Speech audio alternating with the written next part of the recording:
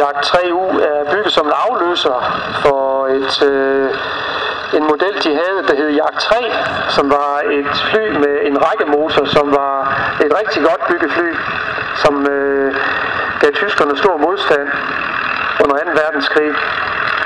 I slutningen af krigen så skulle man finde mulighed for at få endnu mere motorkraft ud af det, og der havde man så en stjernemotor på 1800 hestekræfter, en 14-cylinder, som man satte i sådan en flyskrog.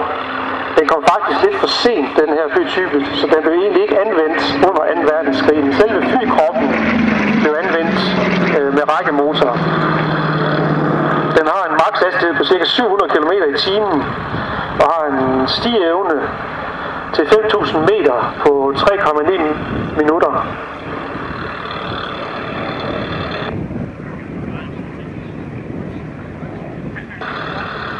Yak 3'eren er blevet ombygget til skolefly i Sovjetunionen, men satte simpelthen en forlængelse på den og satte 2 personer efter hinanden i tandem, og så havde man det skolefly.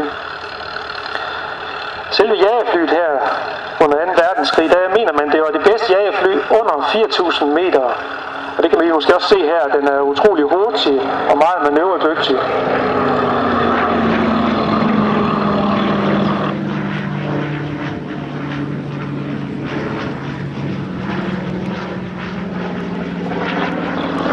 Bevæbningen kunne bestå af 2 20 mm maskinkanoner eller 2 23 mm maskinkanoner.